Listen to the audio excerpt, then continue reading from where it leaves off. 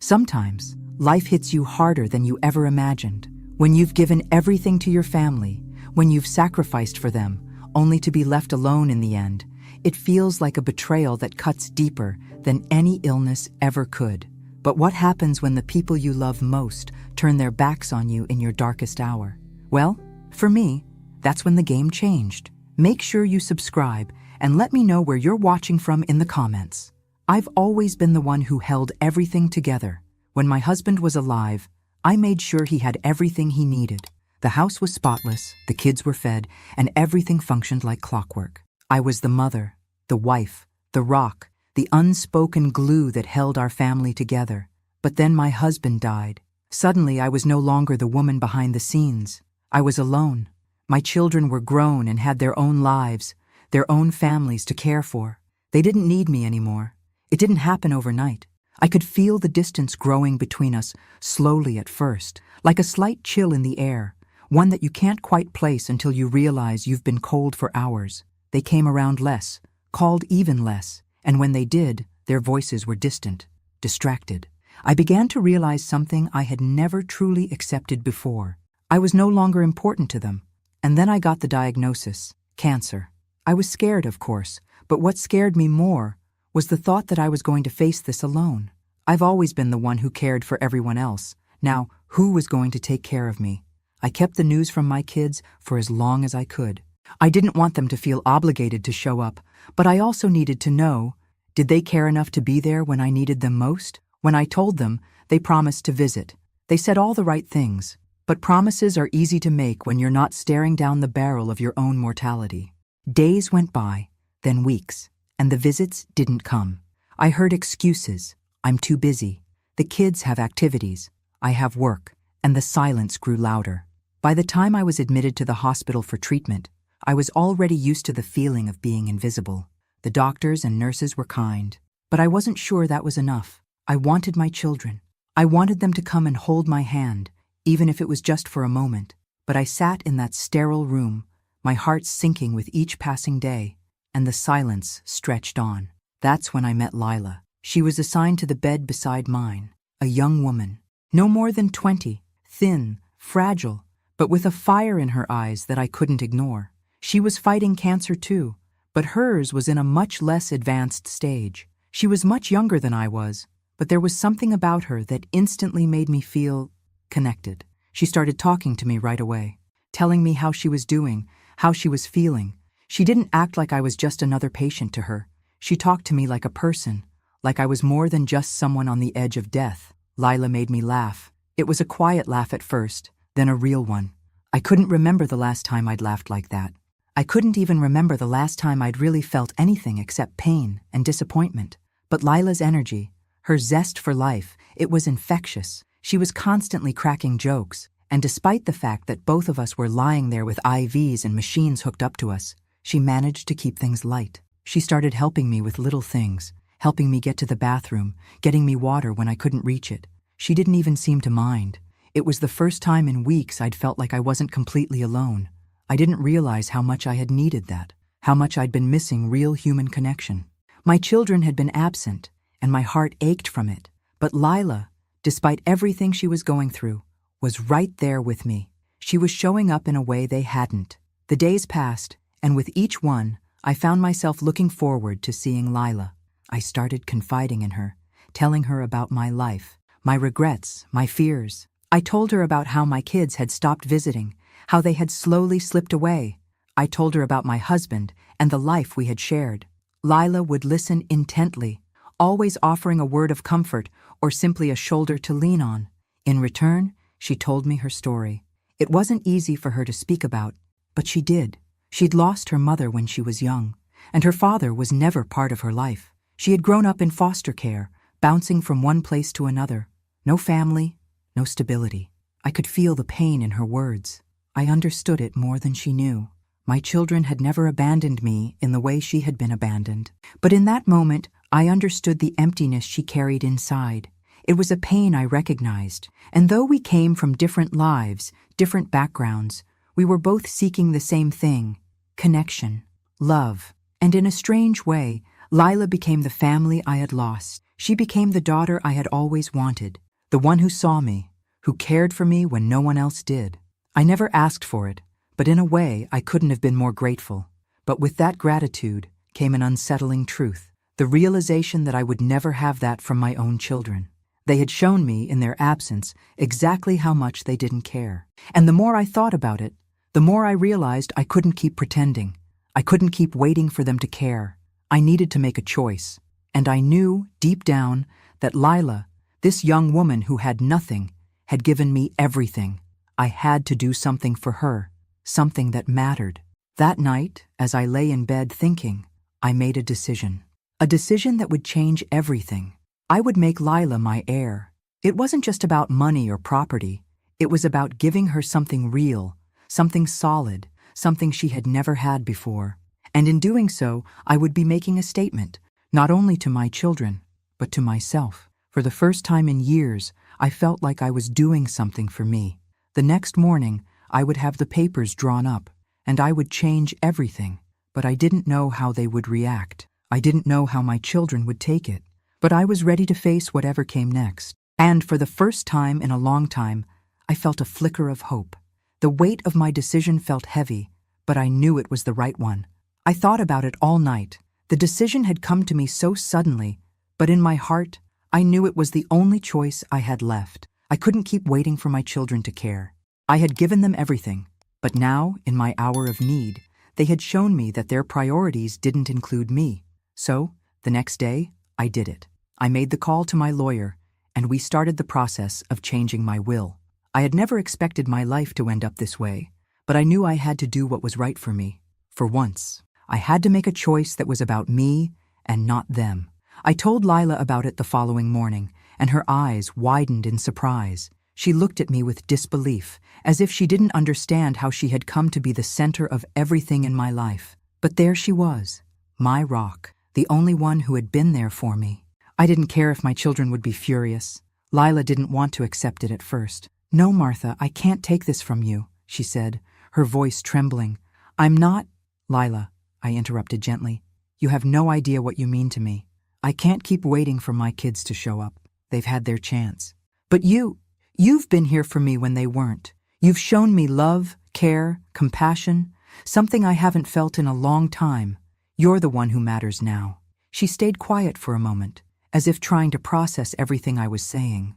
I could see the hesitation in her eyes, the reluctance to accept anything from me. But I couldn't help it. This was my decision. I needed to give her something real, something tangible to show how much I appreciated her presence in my life. I didn't want to think about how my children would react. I didn't want to imagine their anger, their resentment. For once, I didn't care. I had spent years being there for them, and they hadn't once shown up for me when I needed them most. Now, they were going to have to face the consequences of their neglect. The lawyer called that afternoon to confirm that the changes were made. My children would no longer inherit anything from me. Lila, this young woman who had been with me for only a short time, was the sole beneficiary of my estate. I didn't even want to think about how my children would react. I just had to believe that, in the end, I had made the right choice. The days following were a blur. The pain of the treatments, the sleepless nights, the endless waiting for any sign that my body would fight back. It was all consuming. But in the midst of it, there was something different. Lila was there, every moment. She helped me with my meals. She encouraged me when I thought I couldn't go on. She became a constant presence in my life, a symbol of hope when I felt hopeless. It was strange how, after all these years of giving my life to my children, I could find such peace in the company of someone so much younger, someone who had no obligation to care for me. But that was what made it so special. Lila wasn't here because she had to be. She was here because she wanted to be. Then, one afternoon, my children finally called. It had been weeks, but they had apparently decided to reach out now that they'd heard about the changes in my will. My eldest son, Mike, was the one who called. His voice was tight, his tone cold. "Mom, we need to talk," he said, barely hiding his frustration. "About what?" I asked, my voice steady, though my heart was racing. "We found out about the will," he said bluntly. "You can't be serious. You're leaving everything to her? To that girl?" His words stung, but I didn't let it show. Lila was sitting beside me, holding my hand, and I squeezed it tightly for support. I'm very serious, Mike, I replied. I've thought about it. And yes, I've left everything to Lila. She's been there for me in a way none of you have. You all promised you'd visit. You all promised you'd support me. But where were you when I needed you most? I could hear him fumbling with his words, trying to find the right thing to say. Mom, you don't know what you're doing. You can't just give everything to her. You're being manipulated. We're your children. We deserve that money. Deserve it? I felt the anger rise in my chest, but I kept my voice calm. You deserve nothing. I've spent my entire life giving to you, supporting you. But now, when I need it, you're nowhere to be found. Lila has been there for me, and I'm doing this because I want to. It's my decision.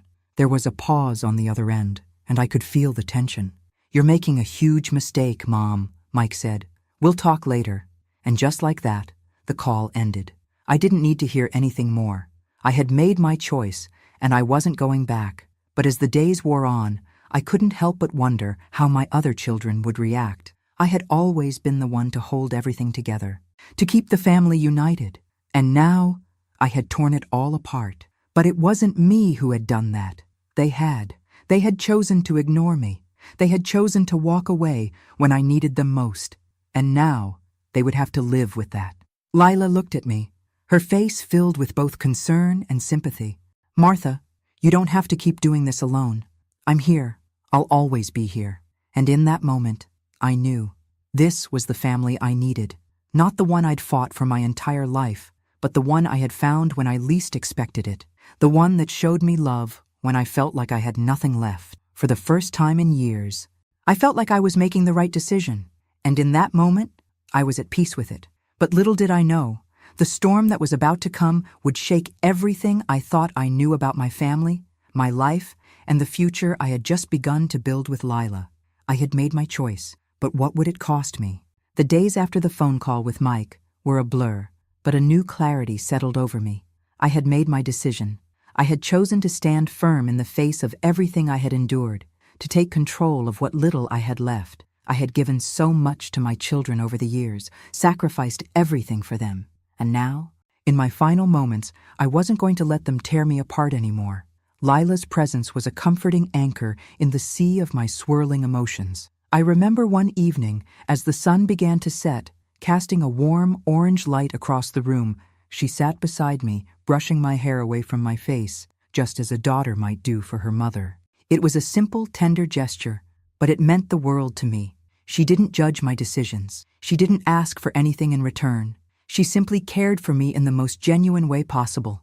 In her presence, I felt like I wasn't invisible. For the first time in a long time, I felt seen.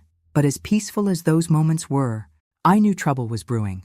My children hadn't taken my decision lightly, and I could only imagine how furious they were.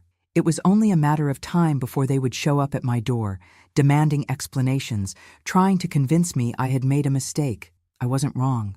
The next morning, my second son, Daniel, came storming into my hospital room. He had a look in his eyes, a mix of anger and disbelief. I could tell right away this wasn't going to be a civil conversation. "Mom, what the hell is this?" he spat, holding up a copy of my new will. "This girl, Lila, is going to get everything." I looked at him, my heart heavy with a mixture of guilt and defiance. "Yes, Daniel, she is. You're out of your mind," he yelled. "You've gone crazy. You can't just give everything to some stranger. You've worked your entire life for that. And now, because she's been nice to you for a few weeks, she gets it all?" I felt the heat rise in my chest, but I didn't back down. "You haven't been here, Daniel. You didn't show up when I needed you. She did. She's been here, sitting by my side, helping me when you and your siblings couldn't be bothered. Lila deserves it. She's the one who cares." Daniel stood there, his face red with frustration. "What about us? Mom? What about your own children? Do we mean nothing to you?" "Of course you mean something to me," I said, my voice calm but resolute. "But you've all shown me that I mean nothing to you. You've had your chance, and you wasted it." His eyes filled with anger, but also something else, something that hurt even more than the anger.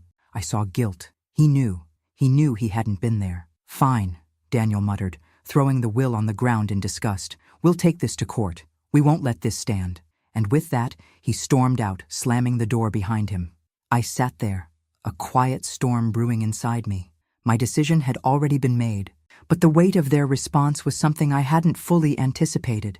I thought I'd feel more empowered, but instead, I felt exhausted. My children, my own flesh and blood, were ready to fight me over what? Over money? Over something I had worked my entire life to provide for them, only to have them turn their backs on me when I needed them the most. Lila stayed silent, as she always did when things got heated. She sat quietly beside me, her hand gently resting on mine. I could feel her comforting presence, but even she couldn't take away the sting of my children's betrayal. "It's going to be okay," Lila said softly, her voice full of sincerity. "They'll realize, eventually, but until then, you've got me, and that's what matters." I squeezed her hand, grateful for her unwavering support. "Thank you," I whispered. "I don't know what I'd do without you." But despite her comfort, the truth of the situation hit me harder than I had expected. My children had no intention of accepting my decision. They were going to fight me every step of the way. They had already proven that they cared more about the money than they did about me. I spent the next few days in a haze. The pain of my illness was amplified by the emotional turmoil of my family's betrayal. The constant nagging thought that this would be my legacy, the anger, the resentment, the fight, was unbearable. It was during one of those sleepless nights, lying in the dark, that I made another decision. I wouldn't back down. I couldn't. I had been weak for so long, living my life for others, always putting myself last. I was done. I would fight for this, for me, for the only family I had left. The next day, I contacted my lawyer again. I had to ensure that everything was in place. My children might try to take this to court, but I was ready for them. I had spent my life giving to them, and now it was time for me to finally live for myself. I told Lila what I was doing.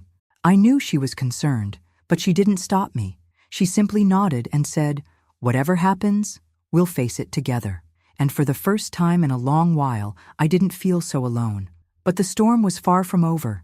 My children were enraged, and I knew they wouldn't let me go easily. They would stop at nothing to get what they thought was rightfully theirs. And as much as I didn't want to hurt them, I knew it had to be this way. The battle was just beginning, and I couldn't afford to back down now. I had made my choice, and now I would face the consequences, whatever they might be. It was only a matter of time before my children came for me again. The days dragged on, each one feeling longer than the last. My treatment continued, but with every passing day, the tension surrounding my decision grew. I could feel it, thick in the air, hanging over me. I had hoped that maybe, just maybe, my children would reconsider. But with every phone call, with every email, it became more and more apparent that they weren't going to let it go easily. It wasn't just about money to them. It was about control, the control they thought they had over my life, over my decisions, and I had taken that from them. They couldn't handle it. The next blow came when my youngest daughter, Emily, showed up at the hospital unannounced. She had always been the one who pretended the most, the one who used to make all the promises. She was the one who had always called me Mom, with the sweetest tone, as if it were enough to make up for the empty visits, the hollow promises. She walked in that day with a look on her face that I knew all too well. It was the look of someone who had been sent to fix things, but I wasn't going to be fixed anymore. "Mom," Emily started, her voice shaky but still laced with an edge of authority. "I came to talk to you about what you've done." I sat up in my hospital bed, a slow wave of exhaustion washing over me. I had been through this already, and I wasn't interested in hearing what she had to say. "I've made my decision, Emily," I said firmly, my voice steady despite the chaos inside me. "And it's final." Her eyes narrowed. "You're making a huge mistake. You're letting a stranger control your life. She doesn't even know you, Mom. How can you trust her?" I felt my heart racing, but I stayed calm. "She knows me better than any of you ever have, Emily. She's been here for me, helping me in ways none of you have. I'm done being invisible to you, done being your second choice." Emily's face twisted in frustration. "Mom, don't say that. You know we love you. We just—" "No, Emily, don't you dare tell me you love me," I interrupted, my voice rising despite myself. "I haven't seen love from any of you for a long time. You come around when it's convenient for you. You think a few half-hearted calls and I'm sorries can fix years of neglect. It's too late for that." She recoiled slightly, as if I had slapped her, but I wasn't finished. Lila has been here every day. She's been by my side. She doesn't need anything from me. She cares about me for who I am, not for what I can give her. And that's why I've made her my heir. Mom, please, Emily said, her voice breaking as she knelt beside my bed. You're not thinking clearly. You're letting this girl manipulate you. I could see the tears in her eyes, but they didn't move me. The tears were about her loss, not mine. She wasn't crying for me. She was crying because I wasn't following the script she had written for me. No, Emily, I said, my voice softer now, but resolute. You're the one who hasn't been thinking clearly. I gave you everything. And in return, you gave me nothing but empty promises. I'm not going to keep pretending anymore. There was silence between us for a long moment, heavy and suffocating. Emily stood up, wiping her eyes quickly. You'll regret this, she muttered, her voice thick with resentment. I won't, I said firmly, feeling a strange calm settle over me. You'll see. She left without saying another word. I didn't watch her go. I didn't want to. Lila walked into the room a little while later, her expression full of concern. How did it go? She asked, sitting down beside me. I sighed and shook my head. She's furious. They all are. But I'm not going to back down. Lila nodded, her eyes filled with empathy but also something stronger, support. You don't have to do this alone, Martha. You don't have to face this by yourself. I looked at her, really looked at her, and for the first time in a long while, I didn't feel alone. She was my family now, whether I'd ever had a choice in it or not. I know, I whispered, feeling a weight lift off my shoulders. I've never been more sure of anything in my life. But the truth was, I had no idea what was coming next. I didn't know how much farther my children would go. I didn't know how ugly this fight would get. But I couldn't worry about that anymore. I had made my decision, and no matter what, I wasn't going to let them take that from me. The battle was far from over, but this time, I wasn't going to let them win. The days felt like weeks. My hospital room, once filled with the quiet hum of machines and the soft shuffle of nurses, now felt like a battleground. I could feel the tension building with each passing day. My children were furious, and I knew they wouldn't just walk away quietly. They would fight for what they believed was theirs, and that meant fighting me. Lila stayed by my side as she always did. Her presence was a constant, a reassuring reminder that there was still good in the world. She helped me with my treatments, ran errands for me, and made sure I was eating, doing all the things my children had once done without a second thought. Lila didn't care that I was sick, or that I had nothing left to give her. She cared about me. The calls from my children continued, each one more heated than the last. Mike, Daniel, and Emily. Each one tried their best to convince me that I was making a mistake. They all tried different angles. They played on my guilt. They tried to remind me of the good times we'd had, of the love we'd shared in the past. But I wasn't buying it anymore. Their love wasn't unconditional. It was transactional. One afternoon, the phone rang again. It was Mike. Mom, are you really going to do this? Are you really going to let her take everything? He demanded. His voice was shaking with anger, and I could hear the frustration in his words. I'm not letting her take anything, I replied calmly. I've made my choice, Mike. I'm not changing my mind. There was a pause on the other end. I could hear him taking a deep breath, trying to collect himself. You're breaking our hearts, Mom. You're breaking our family apart. I could feel the weight of his words, but I didn't flinch. You all broke my heart a long time ago, I said quietly. You stopped being a family to me. You abandoned me when I needed you most. Now, I'm doing what's right for me. He sighed, the sound heavy with resignation. This is going to ruin everything. We'll never forgive you for this. I didn't say anything for a long moment. There was nothing left to say. My decision was final. We'll see you in court, he added coldly before hanging up. I put the phone down, my hand trembling slightly. It was over. The fight had already begun. I looked over at Lila, who had been quietly listening from the chair by my bedside. They're going to take me to court, I said, my voice a little more fragile than I wanted it to be. Lila didn't hesitate. She stood up and walked over to me, placing a gentle hand on mine. We'll fight this together, Martha. I'm with you. Whatever happens, I'm not leaving you. I nodded, feeling an overwhelming sense of gratitude wash over me. I had never asked for this kind of loyalty, yet here it was, in the form of this young woman who had been through so much herself. Days turned into weeks, and the fight raged on. My children hired a lawyer, and I did the same. The papers were filed, and soon enough, We were heading toward a legal battle that I knew would tear apart whatever was left of my relationship with them. But I couldn't let that stop me.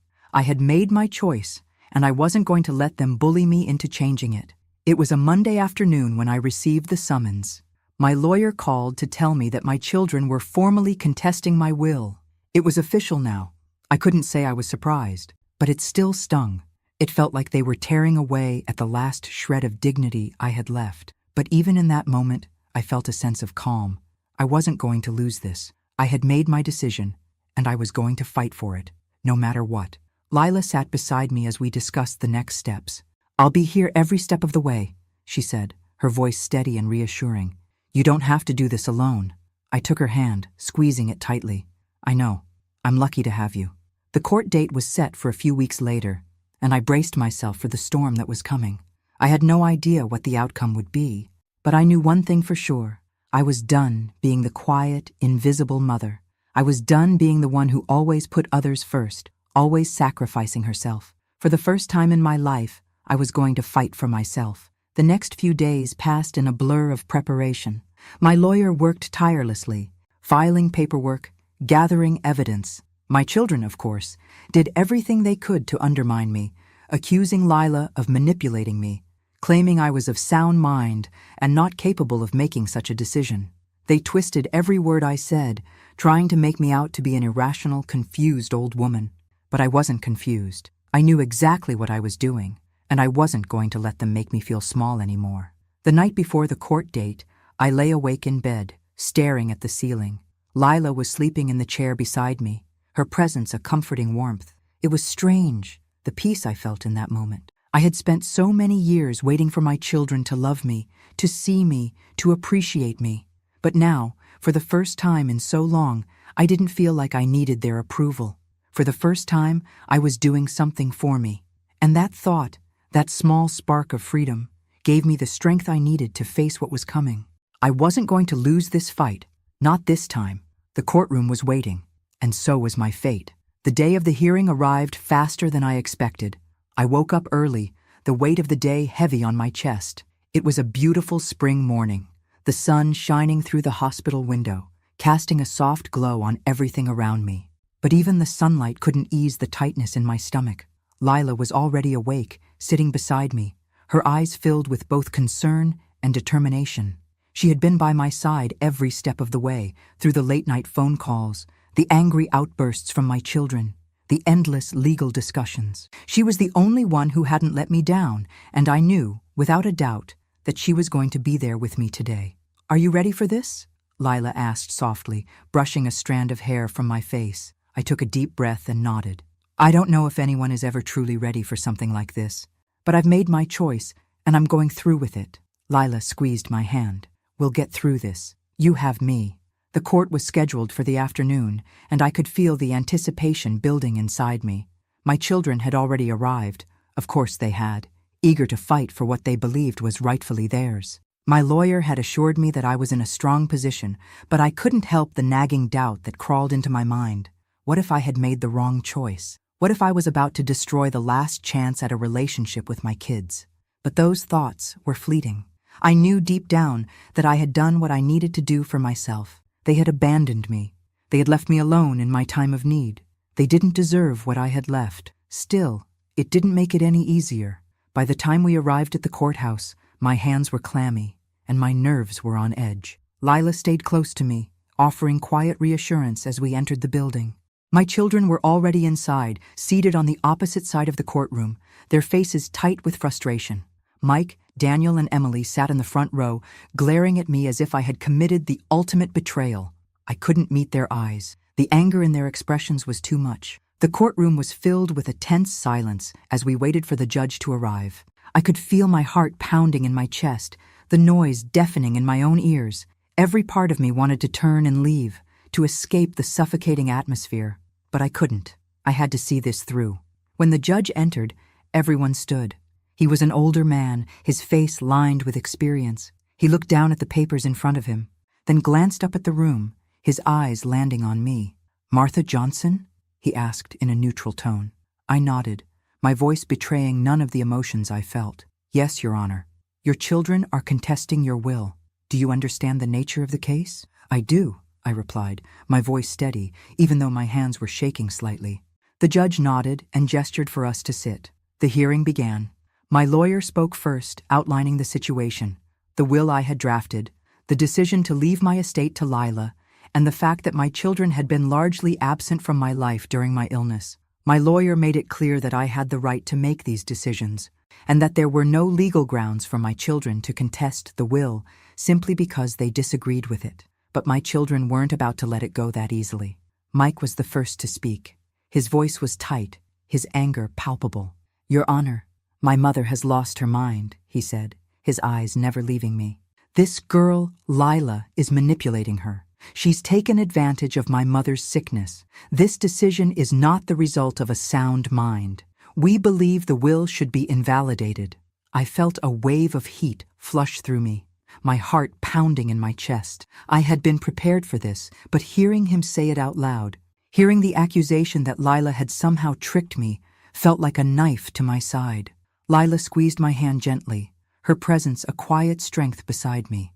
"I'm not manipulating anyone," she said, standing up to address the court. Her voice was calm, but it carried a weight of conviction. "Martha and I have formed a bond. I have done nothing but care for her. She's made her own decision. I have no interest in her money. I only want to see her happy, healthy, and at peace. She chose me because I was the only one there for her when no one else was. I didn't ask for anything. She offered it because she trusts me, because she knows I've been there for her when her children weren't." The room was silent as Lila spoke. I saw a flicker of doubt in my children's eyes, but they quickly masked it with more anger. Daniel stood up next, his voice thick with frustration. "This is outrageous, Mom. You can't seriously be considering leaving everything to a girl who's not even part of this family. We're your flesh and blood. We're the ones who should be taken care of, not her." "Daniel," I said, my voice stronger than I had expected, "you haven't been here for me, not when I needed you most. I'm sorry, but you've made your choice. I'm making mine." The courtroom grew even quieter, the weight of my words hanging in the air. I saw the flash of hurt in my children's eyes, and for a moment I felt a pang of regret. I had given everything to them. How had it come to this? But then I looked at Lila, sitting beside me, her eyes full of understanding and care, and I knew this was right. This was the family I had now. The judge cleared his throat and looked down at the papers in front of him. He then turned his attention to me. "Martha," he said, his voice stern but compassionate, "this is a difficult situation. You've made your wishes clear, but your children have a right to contest the will. However, it's also clear that your decision is based on your relationship with Lila and your feelings of abandonment by your children." I nodded. "That's correct, Your Honor." He paused, his gaze shifting to my children. "I will take everything into consideration. This is a complicated case, and I will review all the evidence before making a final ruling." With that, the hearing was adjourned. The room erupted into whispers as the judge left, and my children stood up, their faces red with anger. I didn't look at them as they left the courtroom. I didn't need to. I had made my decision, and no matter what happened next, I knew I had done the right thing. The battle wasn't over yet, but for the first time in a long time, I felt like I had control of my own fate. The waiting was the worst part. The courtroom had been silent as the judge left, but in the hours that followed, it felt like the world was spinning just a little too fast. Lila had stayed close, her quiet presence grounding me, but I couldn't shake the knot in my stomach. I had made my decision, and I knew it was the right one, but the emotional weight of it all was heavier than I had expected. The judge had promised to review everything, but when would that be? How long would it take? And what would happen when he finally made his ruling? The next few days passed in a blur. I spent my time recovering as best I could from the cancer treatments, while Lila continued to care for me with the same quiet dedication she always had. She was there when I needed her, offering comfort, support, and a kind word whenever I felt the pressure of the legal battle weighing down on me. But even with her by my side, I couldn't ignore the fact that I had lost something irrevocable. My children's anger, so raw, so biting, was something I couldn't forget. The decisions I had made weren't going to just vanish because I had done what was right for me. A few days after the hearing, the phone rang again. I didn't need to look at the caller ID to know who it was. "Mike," I answered, taking a deep breath before speaking. "What now, Mike?" You've really done it this time, haven't you? His voice was laced with bitterness. Mom, you've destroyed everything. Everything was already destroyed, Mike, I said quietly, but firmly. You've all abandoned me. I'm sorry, but I'm not going to keep pretending that you care just because you're upset about the will. You think we don't care? His voice was raised now, and I could hear the frustration building. You really think we don't care? We've been dealing with you being sick, and now you're just going to leave us with nothing? You don't care about me, Mike. You care about what you can get from me. And I've given enough. I'm not asking for your forgiveness. And I'm not going to feel guilty for making a choice that's mine to make. There was a long pause on the other end, and I could feel my chest tightening with each second. But then, as if on cue, I heard the sound of someone approaching in the background. A familiar voice. Mike, let it go. This isn't going to get us anywhere. Emily. You stay out of this, Emily, Mike snapped. This is Mom's fault, not mine.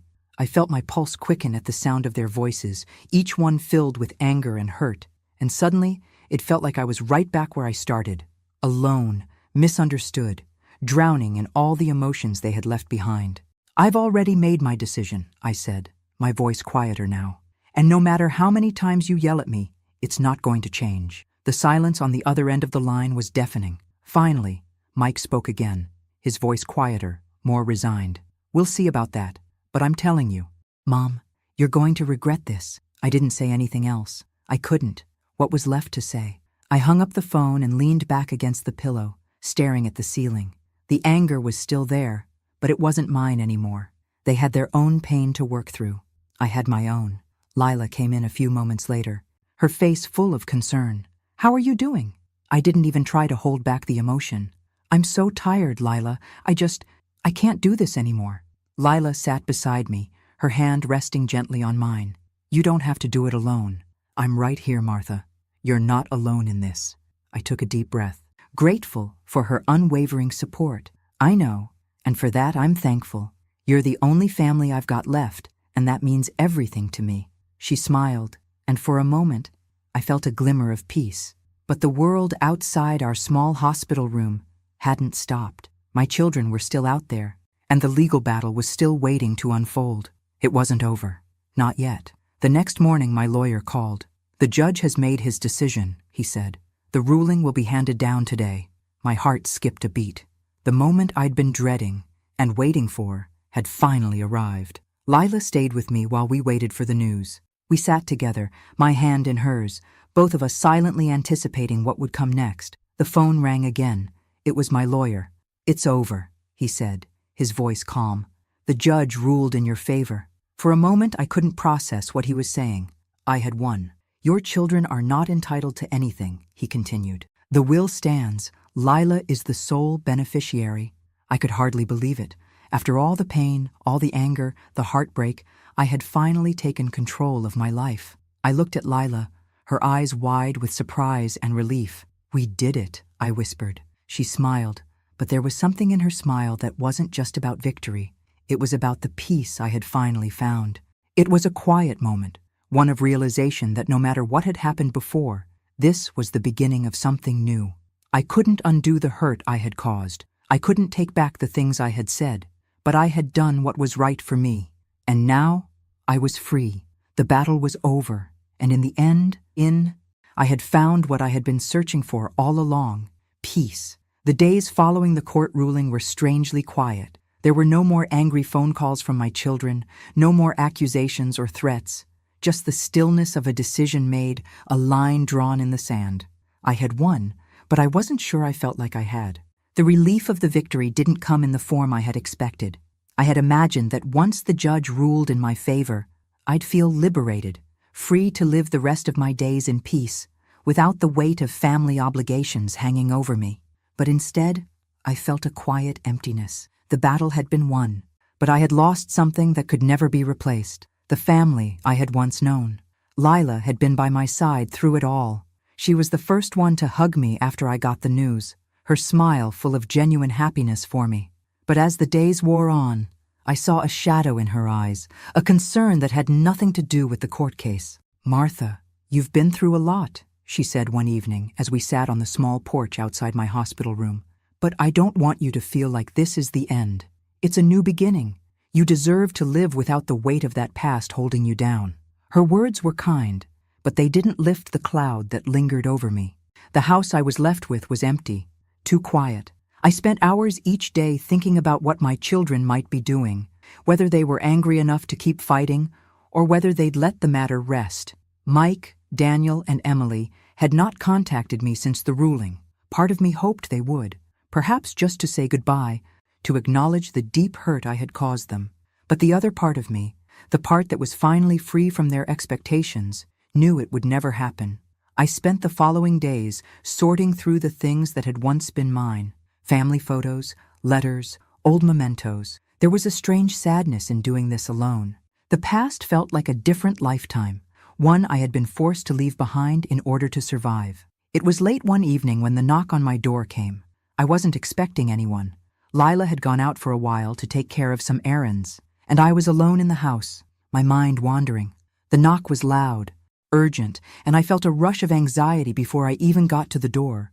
When I opened it, my eldest son, Mike, was standing there. His face was red, his eyes sharp with anger, but there was something else, a weariness that hadn't been there before. "Mom," he started, his voice rough, "we need to talk." My heart skipped. I hadn't seen him since the court case. Had he come to apologize? To ask for forgiveness? The cynic in me told me no, but the mother in me, the one who had spent years trying to fix things, hoping for reconciliation, had a small, foolish hope. I stepped aside and let him in, my pulse racing. Mike walked in without saying anything more, taking a seat in the living room.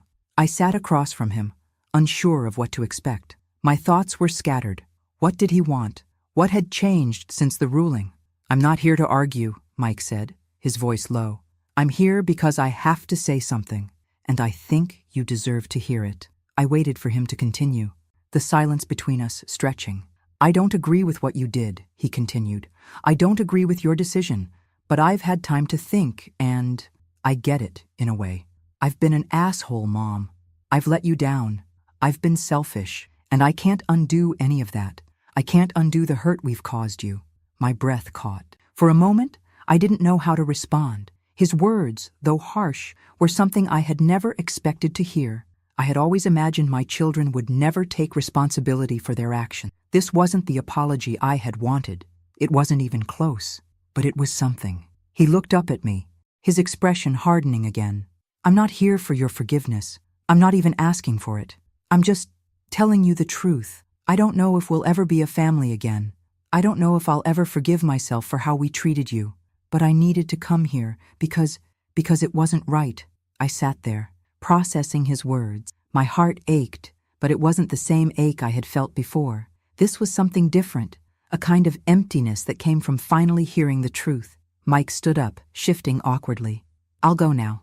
I just wanted you to know that, whatever happens, I'm sorry, Mom. I really am."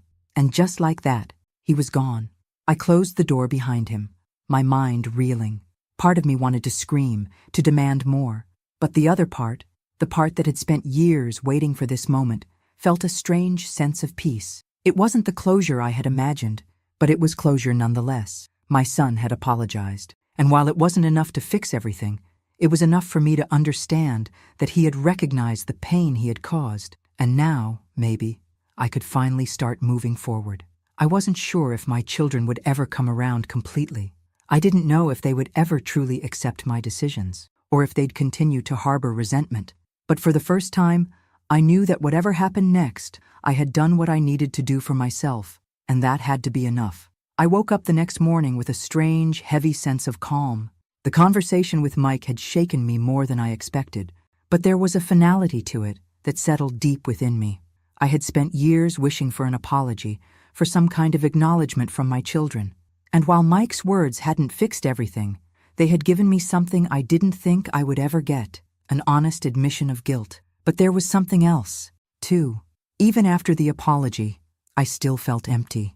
The void left by my children was never going to be filled, and it wasn't something I could simply wish away. I had tried to love them with everything I had, but it wasn't enough. And now, here I was, on my own, with only Lila beside me. I heard a soft knock on the door later that afternoon. It was Lila, returning from her errands, her face bright and full of life, as usual.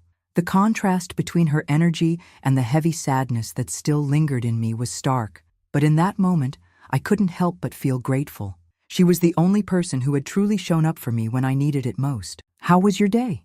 she asked as she entered the room, setting down her things with a smile. I gave a weak smile in return, but it didn't reach my eyes. "It's been quiet." Lila immediately noticed the change in my demeanor. "What happened?" I hesitated for a moment, then took a deep breath. Mike came by. Her eyes softened. "And?" He apologized. Lila sat down next to me, her hand gently brushing mine. "That's a big step, Martha. Maybe it's not everything you wanted, but it's something." I nodded slowly, unsure of what to say next. The weight of it all was too much to articulate. I didn't expect it. Not from him.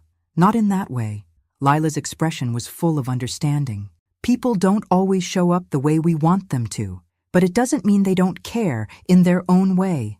I felt a lump in my throat. It wasn't that I didn't believe Lila.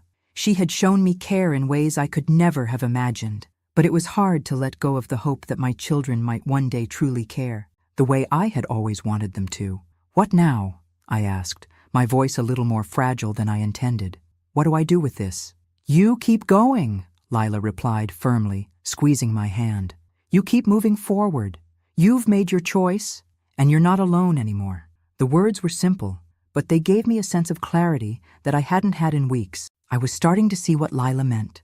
Moving forward wasn't about waiting for things to go back to the way they were. It was about accepting what had happened and choosing to live in the present, no matter how difficult it was. And so, I made a choice. I wasn't going to keep living in the shadow of what I had lost. My children were grown now, and they had made their choices. It was time for me to make mine. The days passed quickly after that. I continued my treatments, pushing through the physical pain, and focusing on the one thing that had kept me grounded: Lila. She was my family now, my daughter by choice. And every day, she proved that she was more than just a caretaker. She was a true friend, someone I could count on no matter what. We spent afternoons together, talking about everything and nothing. Sometimes we sat in silence, watching the world outside the window. Other times, we laughed until we couldn't breathe. One evening, as I sat by the window, watching the sun set, I realized how much I had come to appreciate these quiet moments. I had spent so much of my life trying to please everyone else, trying to hold my family together. But now, I was beginning to understand that true peace came from within. Lila came over and sat beside me, her presence comforting. "I was thinking," she said softly, "we should move somewhere together. Maybe get a place outside the city, somewhere peaceful. We can start fresh, just the two of us." The idea caught me off guard. I had spent so much of my life wrapped up in my family's needs, in their demands, that I hadn't thought about what I wanted. And now, for the first time, the thought of a new beginning seemed possible. "Are you sure?" I asked. "I don't want to hold you back from your own life." Lila smiled, her eyes full of warmth. "Martha, you're not holding me back. You're the one who's been there for me when I had no one. I want to be here for you too. We'll make a life together, one that's ours." Her words filled me with a deep sense of gratitude. In that moment, I knew she was right. I didn't have to keep trying to make everyone else happy. For once, I could focus on my own happiness, on what I needed. And in Lila, I had found the family I'd always longed for. And so, we made plans. Together, we began to look for a house, somewhere quiet, somewhere that could be our new home.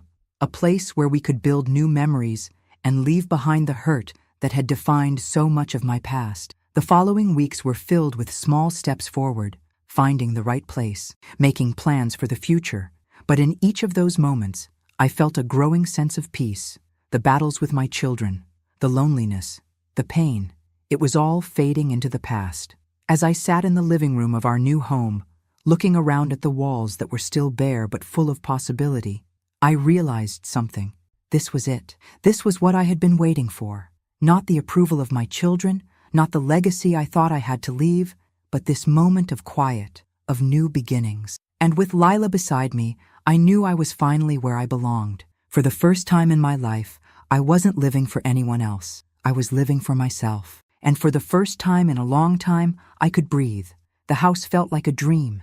It was small, cozy, and nestled on the edge of town, far away from the noise and reminders of a life I no longer wanted.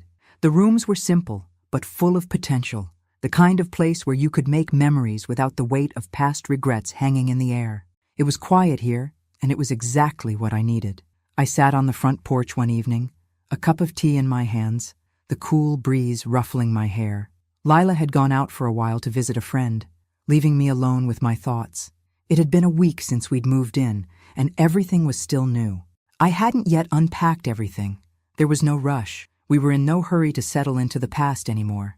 This was our new beginning, and we were going to take our time. I looked out at the horizon, where the sun was setting in shades of pink and orange. It was beautiful. It was peaceful. And for the first time in a long time, I felt like I was exactly where I was supposed to be. Lila returned a little while later, her footsteps light on the gravel path. She smiled when she saw me sitting there, and I couldn't help but smile back. "Still soaking in the view?" she asked, sitting down beside me. I nodded. "It's hard not to. It's everything I wanted, everything I didn't know I needed." She chuckled softly, settling next to me and placing a hand on my knee. "I'm glad you're happy here. You deserve it." The weight of her words settled in me like a soft, comforting blanket. For so long, I had searched for approval, for love, from the people who were supposed to care about me most.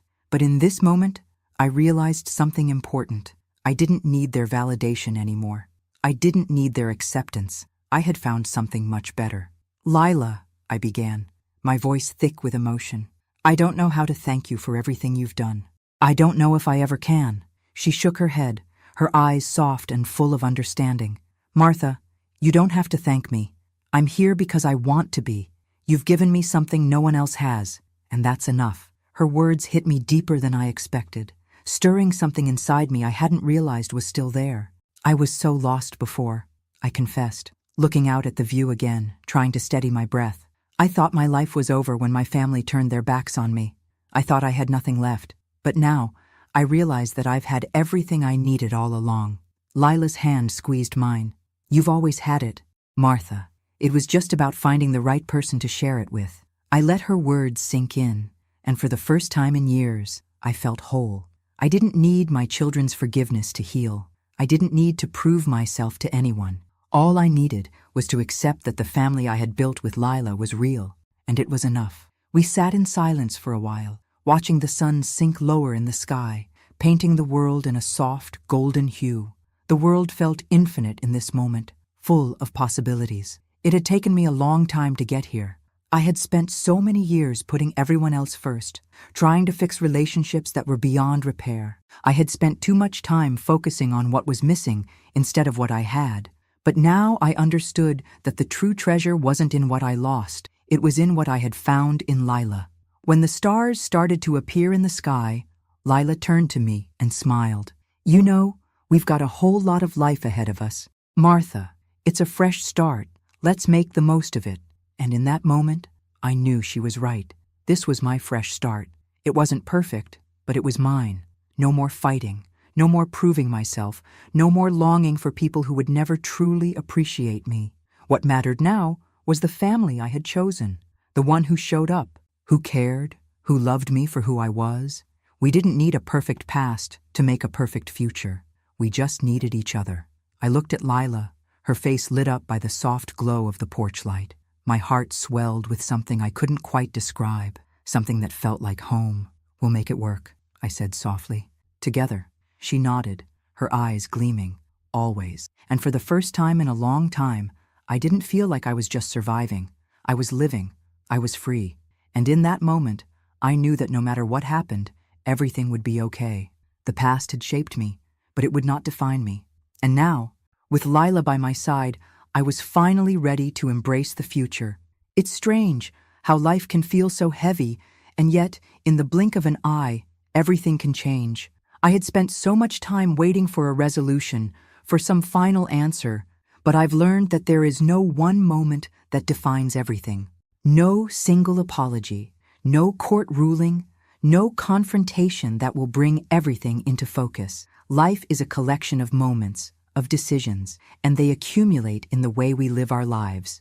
I woke up this morning with a different kind of peace. It wasn't the kind of peace that comes with solving a problem or making a decision, but the kind that comes with acceptance. I no longer felt like I was fighting to prove something to my children, to anyone. The past was behind me, and I had chosen to leave it there. Lila was already up, as usual, making coffee in the kitchen. Her energy was like a quiet storm, steady and constant, always filling the space with warmth. I could hear her humming softly as she moved about. I watched her from the doorway, my heart swelling with gratitude. She was everything I needed, and I couldn't have asked for a better companion on this journey. "Good morning," I said, my voice still thick with sleep. She turned, a bright smile on her face. "Good morning? Sleep well?" I nodded, walking into the kitchen to join her. "Better than I have in a long time." She handed me a cup of coffee, her eyes warm. "I'm glad. I know it's been a lot, but I think we're finally finding our rhythm here." I took the coffee, savoring the warmth, and looked around at our little home. It was still a work in progress. There were boxes in the corner, some paintings still waiting to be hung on the walls, but it felt like ours, a space where we could just be. "Yeah," I said softly, "I think we are." The days after the court ruling had been quieter than I expected. My children hadn't tried to contact me again, and part of me wondered if they had finally accepted what had happened or if they were still seething with resentment. Either way, I couldn't control it. I had done what I needed to do for myself. Lila had been right about something. It wasn't about fixing everything. It wasn't about trying to repair broken relationships that had already crumbled beyond repair. It was about finding peace in the chaos, about recognizing that I had the power to choose my future, regardless of what had happened before. "Do you ever wonder if things could have turned out differently?" I asked, staring into my coffee cup, the question that had been lingering in my mind for days. Lila set her mug down, her gaze soft and thoughtful. "I think we all wonder that sometimes, but I don't think about it much anymore. What's more important is what we're doing now, what we're building. You're not alone in this, Martha, not anymore." I looked at her, the words she spoke sinking in deeper than I realized. It wasn't the future I had imagined for myself, but it was the one I had now. And for the first time, I felt a sense of hope I hadn't felt in years. "We're building something good, aren't we?" I said, a quiet smile tugging at my lips. Lila smiled back, her eyes filled with something that felt like love, like family. "We are." The rest of the day passed in the same quiet, comfortable rhythm. We worked together, cleaning up the last few things in the house, organizing, putting down roots in a way that felt different from what I'd always known. It wasn't about possessions or money or legacy. It was about creating a life that was filled with love, a life that was ours. Later that evening, as we sat on the porch, watching the sun dip below the horizon, I felt a strange sense of satisfaction. The world wasn't perfect. I didn't have all the answers, but I was no longer chasing someone else's idea of what my life should be. I wasn't defined by my past mistakes, nor by the decisions my children had made.